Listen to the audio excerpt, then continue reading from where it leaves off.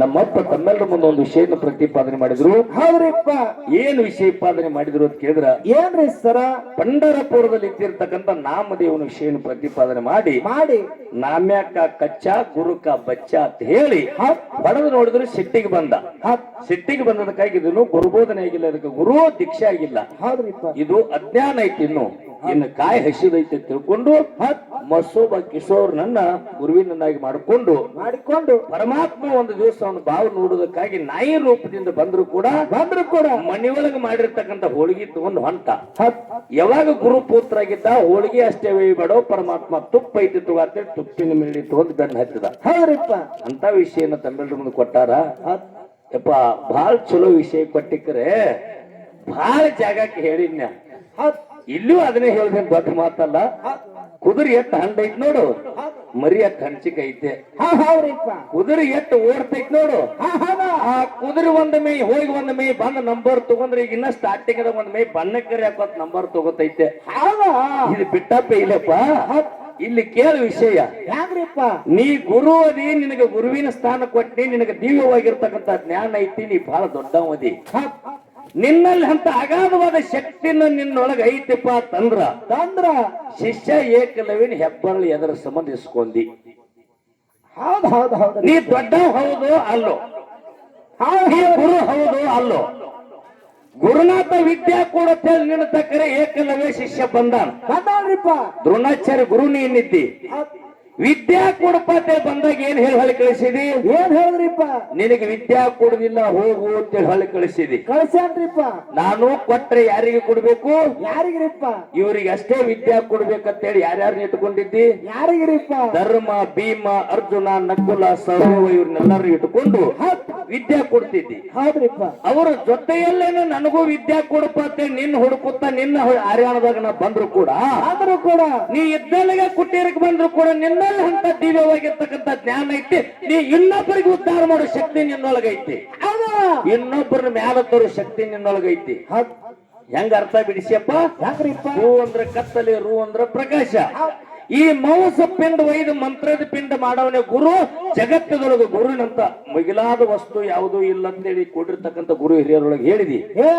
ಈ ಕೂಡಿರ್ತಕ್ಕಂಥ ಗುರು ಹಿರಿಯರೊಳಗೆ ಅಂತ ಮಿಗಿಲಾದ ವಸ್ತು ಗುರು ನೀನ್ ಇದ್ದೀಪ ಅಂತಂದ್ರ ಏಕಲವ್ಯಾಗ ನೀ ಎಳ್ಳಷ್ಟು ವಿದ್ಯೆ ಕಲಿಸಲಿಲ್ಲ. ಏಕಲವ್ಯ ಏನ್ ಮಾಡಿದ?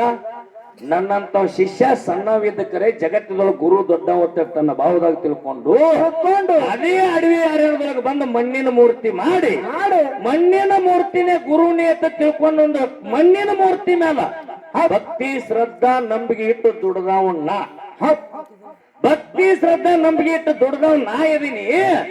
ನಾ ಇದ್ರು ಕೂಡ ಒಂದು ದಿವಸ ನಾಯಿ ಬಗಳೈತೆ ತಿಳ್ಕೊಂಡು ಶಬ್ದವೇದಿ ಬಾಣವನ್ನು ಪ್ರಯೋಗ ಮಾಡಿದಕ್ಕರ ನಾ ಬಿಟ್ಟಿರ್ತಕ್ಕಂಥ ಬಾಣ ನಾಯಿ ನಾಲಿಗೆಗೆ ಬಂದು ತಟ್ಟೆ ಐತೆ ತಿಳ್ಕೊಂಡು ಬಂದ ನೀ ಏನು ಮಾಡಿ ಏನು ಮಾಡಿದ್ರಿಪ್ಪ?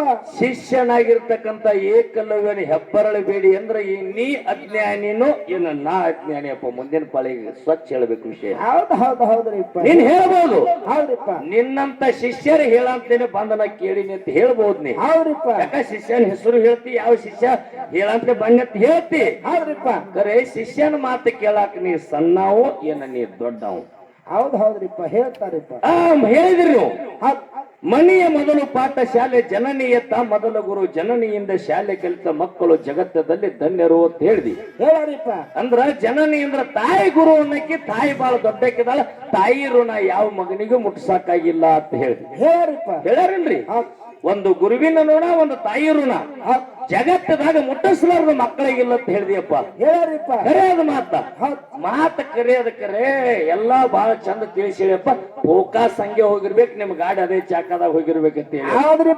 ಹೌದು, ಫೋಕಾಸು ಹಂಗೆ ಹೋಗ್ಬೇಕಾಗ್ಯದ, ಗಾಡಿನೂ ಅದೇ ಚಾಕದಾಗ ಹೋಗ್ಬೇಕಾಗ್ಯದ. ದೈವದವರೆಲ್ಲ ವಿಷಯನ್ನ ನೆನಪಿನಲ್ಲಿಟ್ಟುಕೋರಿ. ಮಹಾರಾಷ್ಟ್ರದೊಳಗ ದಿಲ್ಲಿ, ಅಯೋಧ್ಯ ಎಲ್ಲಾ ಮತ್ತೂರ ಆಗಿ ಹೋಗ್ಯಾವ. ಇಲ್ಲೆಲ್ಲಾನು ಈಗ ಅದಾವ್ ನೋಡಾಕ. ಮತ್ತೂರಾದಾಗ ಕ್ರಿಸ್ತ ಬಂದ.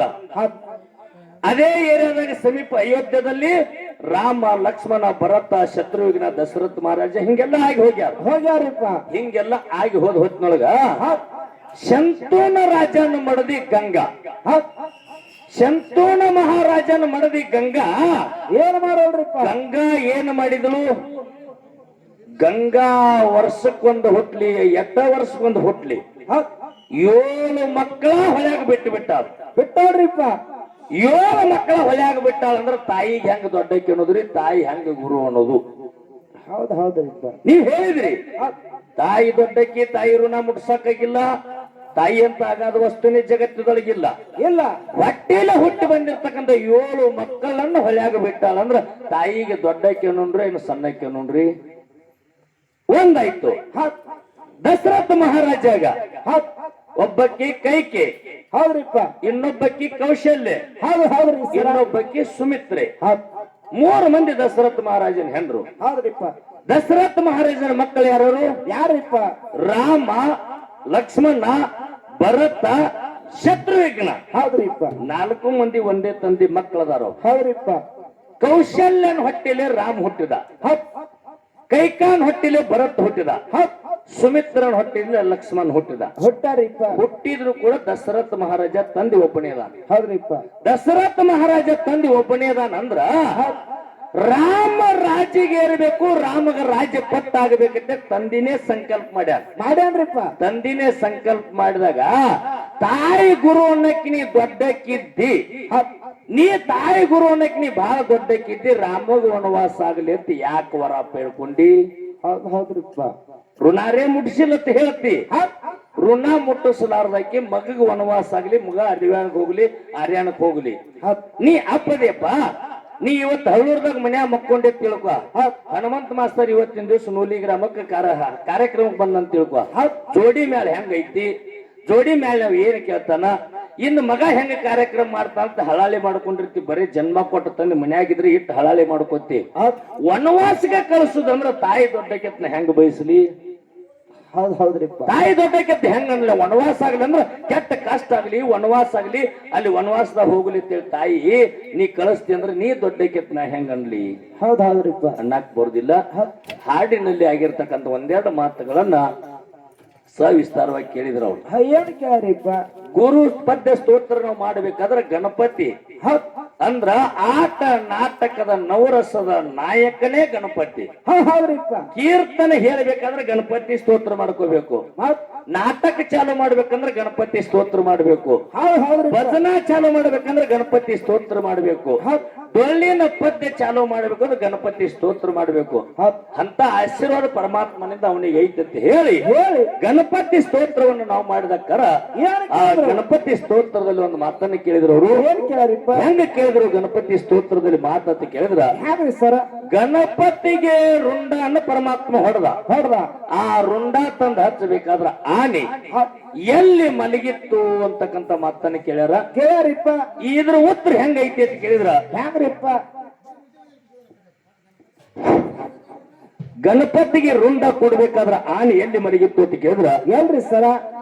ಆ ಪುಷ್ಪಭದ್ರಾ ನದಿಯ ದಡದಲ್ಲಿ ಆನೆ ಮಲಗಿದಾಗ ಶ್ರೀಹರಿಯು ಚಕ್ರದಿಂದ ಆನೆಯ ರುಂಡವನ್ನು ಕತ್ತರಿಸಿ ಎಲ್ಲಿ ಕೇಳಿದ್ರ ಗರುಡಿನ ಮೇಲೆ ಇಟ್ಟುಕೊಂಡು ತಂದು ಗಣಪತಿಗೆ ಜೀವನ ಮಾಡಿದ. ಎಲ್ಲಿ ಆನೆ ಮಲಗಿತ್ತು ಅಂತ ಕೇಳಿದ್ರ, ಎಲ್ರಿಪ್ಪ? ಪುಷ್ಪಭದ್ರಾ ನದಿಯ ಒಂದು ದಡದ ಮೇಲೆ ಆನೆ ಮಲಗಿತ್ತು. ಅಲ್ಲಿಂದ ಶ್ರೀಹರಿಯು ತನ್ನ ಚಕ್ರದಿಂದ ಆನೆಯ ರುಂಡವನ್ನು ಕತ್ತರಿಸಿ ತಂದು ಗಣಪತಿ ಹಚ್ಚಿ, ಗಣಪತಿ ರುಂಡ ವಿಷ್ಣುವಿನೊಳಗ ಲೀನ್ ಆಗೈತಿ ಅಂತಕ್ಕಂಥದ್ದು ಹಿಂದೆ ನೇರವಾಗಿ ವಿಷಯ ಬಂದೈತಿ.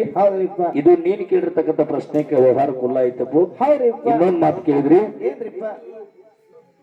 ಜಪಮಣಿಯಿಂದ ಜಕರಾಯ, ನೀಲ ಮಾಣಿಕ್ಯ ಮಣಿಯಿಂದ ಮಾಳಿಂಗರಾಯರು ಅಂತೇಳಿ ಮಾತನ್ನು ಹೇಳಿದಕ್ಕರ ಏನ್ ಕೇಳಿದ್ರಿಪ್ಪ? ಯಾವ ಬಿಲ್ವಾಡ ಗುಡ್ಡದಲ್ಲಿ ತಪಸ್ವರಿ ಕೂತ ಯಾರು? ತುಕ್ಕಪ್ಪರಾಯ ಅಮೃತಬಾಯಿ. ಹೌದ್ರಿಪ್ಪ. ಆ ಅಮೃತಬಾಯಿ ತುಕ್ಕಪ್ಪರಾಯನಿಗೆ ಬಂದು ಸಾಕ್ಷಾತ್ ಮಹಾದೇವನಿ ಪರಮಾತ್ಮ ಬಂದು ಮಕ್ಕಳ ಸಲುವಾಗಿ ಕೊಡ್ತೀರಿ ಅಂದ್ರ, ನಾನ್ ನಿಮಗೊಂದು ಜಪಮಣಿ ಕೊಡ್ತೀನಿ, ಒಂದು ಮಾಣಿಕ್ಯದ ಮಣಿ ಕೊಡ್ತೀನಿ. ಹೌದ್ರಿಪ್ಪ. ಆ ಜಪಮಣಿಯಿಂದ ಜಪ ಮಾಡ್ರಿ, ಮಾಣಿಕ್ಯ ಮಣಿದ ಒಂದು ಗುಣಗಾನ ಮಾಡ್ರಿ. ಮಾಡಿದ್ರಿ ಅಂದ್ರ ಮಾಣಿಕ್ಯ ಮಣಿದಿಂದ ಮಾಳಿಂಗರಾಯ ಮಗ ಹುಟ್ಟಿ ಬರ್ತಾನ. ಜಪಮಣಿಯಿಂದ ನೀಲ ಜಕ್ರಾಯ ಹುಟ್ಟಿ ಬರ್ತಾನ ಅಂತೇಳಿ ಮಾಣಿಕ್ಯ ಮಣಿ ಮತ್ತು ಜಪಮಣಿ ಕೊಟ್ಟ ಪರಮಾತ್ಮ ಹೋಗ್ಯಾನಂದಾಕರ ಅದು ಪರಮಾತ್ಮನ ಬಿಟ್ಟು ಹಿಂದೆ ಎಲ್ಲಿತ್ತು ನಿರಾಕಾರದಾಗ ಅಂತಕ್ಕಂಥ ಮಾತನ್ನು ಕೇಳಿರಿ. ಕೇಳ್ಯಾರಿಪ್ಪ. ಎಲ್ಲಿ ಇತ್ತು ಅಂತ ಕೇಳಿದ್ರ ಎಲ್ರಿಪ್ಪ? ಅಂಧಕಾರ ಶೂನ್ಯ, ದುಂಡಕಾರ ಶೂನ್ಯ, ನಿರಾಕಾರ ಶೂನ್ಯ, ನಿರ್ಗುಣ ಶೂನ್ಯ.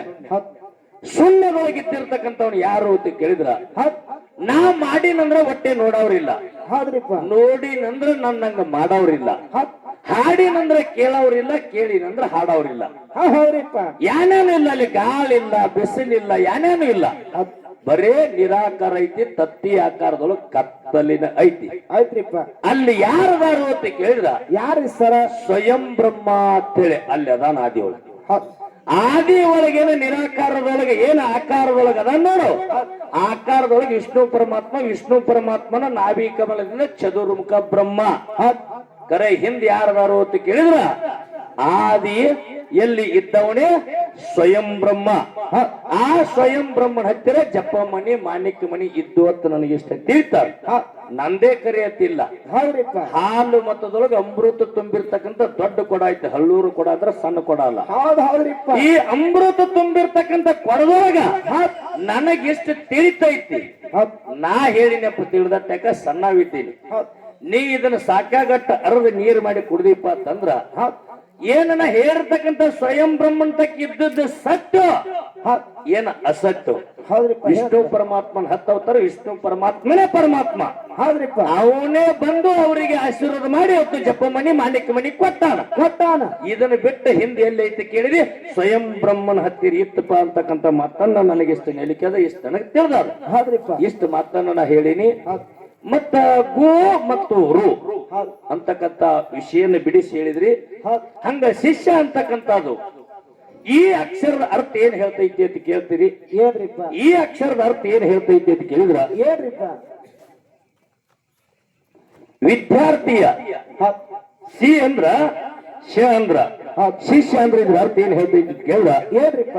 ವಿದ್ಯಾರ್ಥಿ ಕೆಲಸವನ್ನು ಕಲಿತಿರುವವನು ಅಂತಕ್ಕಂಥ ಮಾತ ಶಿಷ್ಯದ ಅರ್ಥ ಇದನ್ನ ಹೇಳಿಕೊಡ್ತೈತಿ.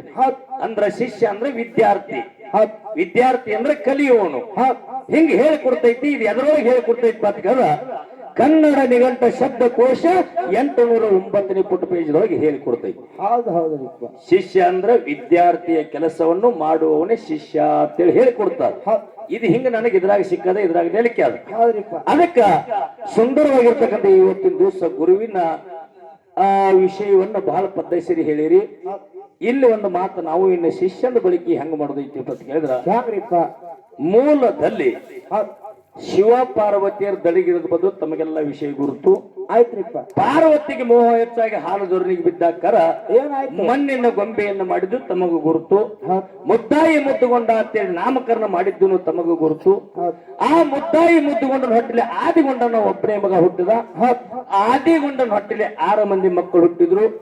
ಆ 6 ಮಂದಿ ಒಳಗ ಸಣ್ಣ ಪದ್ಮಣ್ಣ. ಆ ಸಣ್ಣ ಪದ್ಮಣ್ಣನಂದ ಈ ಜಗತ್ತದೊಳಗ ಹಾಲು ಮತ. ಹೌದ್ರಿಪ್ಪ. ಕರ್ನಾಟಕದ ಕುರುಬರತ್ತಾರ, ಮಹಾರಾಷ್ಟ್ರದಾಗ ದನಗರತ್ತಾರ. ಮಹಾರಾಷ್ಟ್ರದ ದನಗರ ಅಂತಕ್ಕಂಥ ಪದದ ಅರ್ಥ ಏನು ಅಂತ ಕೇಳಿದ್ರ ಏನ್ರಿಪ್ಪ? ದನ್ ಅಂದ್ರ ರೊಕ್ಕ, ಗರ್ ಅಂದ್ರ ಮನಿ. ದನ್ ಅಂದ್ರ ದುಡ್ಡು, ಹಣ, ರೊಕ್ಕ. ಗರ್ ಅಂದ್ರ ಮನಿ. ಹಂಗ ರೊಕ್ಕದ ಇದ್ದಿರ್ತಕ್ಕಂಥವ್ರು ಯಾರು ಅಂತ ಕೇಳಿದ್ರೆ ಹಾಲು ಮತ್ತವ್ರು ತಿಳ್ಕೊಂಡು ಮಹಾರಾಷ್ಟ್ರ ದನಗರ ಅಂತ ಹೇಳಿ ಕರೀತಾರ. ಹಿಂಗ ಇವತ್ತಿನ ದಿವಸ ಜಗತ್ತದೊಳಗೆ ಬಳ್ಳಿ ಹಬ್ಬದ. ಈ ಬಳ್ಳಿ ಒಳಗೆ ಯಾರು ಹುಟ್ಟಿ ಬಂದ್ರು? ಯಾರು ಸರ? ಮಾಳಿಂಗರಾಯ ಹುಟ್ಟಿ ಬಂದ. ಮಾಳಿಂಗರಾಯ ಹುಟ್ಟಿ ಬಂದು ಗುರುವಿನ ಕಾಲಾಗಿ ಹೆಂಗ ದುಡಿತಿದ್ದು ಬಂಧುಗಳು ಕೇಳಿದ್ರ ಸಾನಿಗೆ ಬೇರಾಗಿ ಸಂವಿಧಾನ, ಶ್ರೀಗಂಧದ ಕೊಟ್ಟಾಗಿ ಗುರುವಿನ ಕಾಲಾಗ ನವಿಧಾನ. ಹೌದ್ರಿಪ್ಪ. ಗುರು ನೀ ಬಹಳ ದೊಡ್ಡವಿದ್ದೀಪ, ಏನೇನು ಬೇಡಿದಿ ಶಿಕ್ಷಣ ಹತ್ತೀರ? ಏನು ಬೇಡದ್ರಿಪ್ಪ? ಪಾಂಡವರು ಕೊಟ್ಟಿ ಹೂ ಬೇಡ್ದಿ, ನಾಗರ ಬಾವಿ ಸಿದ್ದಾಳ ಬೇಡ್ದಿ, ಹೊರತಿ ಲಿಂಬ್ಯಾಳ ಗುಡ್ಡದ ಕಾಡ ಮೃಗವಾಗಿರ್ತಕ್ಕಂಥ ಹುಲಿ ಹಾಲನ್ನು ಬೇಡ್ದಿ. ಬೇಡ್ರಿಪ್ಪ. ಪಾಂಡವರು ಕೊಟ್ಟಿ ಹೂ ತಂದ, ನಾಗರ ಬಾವಿ ಸಿದ್ದಾಳ ತಂದ, ಹೊರತಿ ಲಿಂಬ್ಯಾಳ ಗುಡ್ಡಕ್ಕೂ ಹೋಗಿ ಹುಲಿ ಹಾಲ ತಂದ. ಮುಗ್ಧ ಮಾಳಿಂಗರಾಯ ಬನ್ನಿಗೆ 1000 ಭಾಗ್ಯ ಬಿಳಿಜಾಲಗುಂತಿ ಮಡ್ಡಿ ಮೇಲೆ ಹಗಲಿ ಕಾಯ್ತಿದ್ದ. ಹೌದಾ ಅಂಗೈಗೆ 500 ಲಿಂಗ, ಮುಂಗೈಗೆ 300 ಲಿಂಗ, ಮಂಡೆಗೆ 1000 ಲಿಂಗ. ಇರೋ ಕ್ವಾನೂರು ಮಠ, ಶಿರಡೋನ್ ಮಠ, ಹೂನೂರು ಮಠ ತಿರುಗಾಡಿ ಗುರು ಸೇವೆ ಮಾಡ್ತಿದ್ ಮಾಳಪ್ಪ. ಎಷ್ಟು ಶಿಷ್ಯ ಮುಗ್ದು ನೋಡ್ರಿ, ಎಷ್ಟು ಗುರುವಿನ ಕಾಲಾಗ ದುಡ್ದ. ಹಿಂಗ್ ತಿರುಗಾಡಿ ಪರಿ ಹಗಲಿ ಭಾಗ್ಯ ಕಾಯ್ದು, ರಾತ್ರಿ ಗುರುವಿನ ಕಾಲಾಗ ಗುರುವಿನ ಪೂಜಾ ಪುನಸ್ಕಾರ ಅಂತ ಮಠಗಳು ತಿರುಗಾಡುದು. ನನಗಾಗಿ ಇಟ್ಟು ನನ್ನ ಶಿಷ್ಯ ಮಾಡ್ತಂತ ಕರುಣೆ ಬರ್ಲಾರ್ದ, ತಾಯಿ ಇರ್ಲಾರ್ದ ತಬ್ಬಲ್ಲಿ ಮಕ್ಕಳಿಗೆ ಮರಿಗಳಿಗೆ ಊಡಕ್ ಮರಿಗಳಿಗೆಲ್ಲ ತಾನೇ ತಾಯಿಯಾಗಿ ಮತ್ತೊಂದು ಕುರಿ ಕಟ್ಟಬಾಯಿ ಒಳಗೆ ಬಟ್ ಹಾಕಿ ಕುರಿ ಹಾಲು ಉಣಿಸಿದ, ತಾನೇ ತಾಯಿ ಆದ. ಅದೇ ಕುರಿ ಹಿಂಡಿನೊಳಗ ಗದ್ದಿಗೆ ಮಾಡಿ ಗುರುನಾಥ ನೀ ಬಾಳ ದೊಡ್ಡವ ಅಂತೇಳಿ ನಿನ್ನ ಪೂಜೆ ಮಾಡಿ ಇಲ್ಲಿ ಹೋಮದ ಹೋಗಿ ಹಾಕಿದ. ಕೈಲಾಸದೊಳಗ್ ಕತ್ಲು ಬಿತ್ತು. ಕೈಲಾಸದೊಳಗ್ ಕತ್ಲು ಬಿದ್ದೈತಿ. ಶಿವಪಾರ್ವತಿಯರು ಪಗಡಿ ಆಡುತ್ತಾ ಕೂತಾರ. ಪಗಡಿ ಕವಡಿ ಕಾಯಿ ಅಂಚಲ್ ಚಂಚಲು ಬೀಳಾಕತ್ತು. ಯಾಕೆ ಅಂಚಲ್ ಚಂಚಲು ಬೀಳಾಕತ್ತು ಅಂತೇಳಿ ಪಾರ್ವತಿ ಪರಮಾತ್ಮ ಕೇಳಕರ, ಮರತೆ ಲೋಕದಾಗ ಮಾಳಿಂಗರಾಯ ದೊಡ್ಡ ಶರಣದಾನ. ಗುರು ಬೀರಪ್ಪನ ಕಾಲಾಗ ಆಳಾಗಿ ದುಡಿತಾನ. ಗುರು ಬೀರಪ್ಪನ ಕಾಲಾಗ ಆಳಿನಾಳಾಗಿ ದುಡಿತಾನ ಶರಣ ಮಾಳಿಂಗರಾಯ.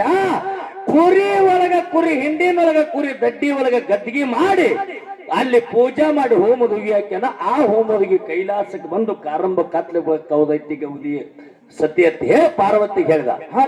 ಕಾರಂಬ ಕತ್ಲಿ ಕೌದೈತಿ ಕತ್ಲಿ ಒಳಗತ್ತೆ ಸತಿ ಪಾರ್ವತಿಗೆ ಹೇಳ್ದಕ್ಕರ. ಅಂತ ಶರಣ ಮಾಳಿಂಗರನ್ನು ಸ್ವಂತೇ ನೋಡಿ ಬರ್ಬೇಕ, ನಡಿ ಹೋಗುನು ಅಂತ ಹೇಳಿ ಸತಿಪತಿ ಕೂಡ್ಕೊಂಡು ಬಂದ್ರು. ಅಂತ ಶರಣ ಮಾಳಿಂಗರನ್ನು ಸ್ವಂತ ನೋಡಿ ಬರ್ನಂತ ಸತಿಪತಿ ಕೂಡ್ಕೊಂಡು ಬಂದ್ರ. ಇದ್ರಾಗ ಮಾಳಿಂಗರ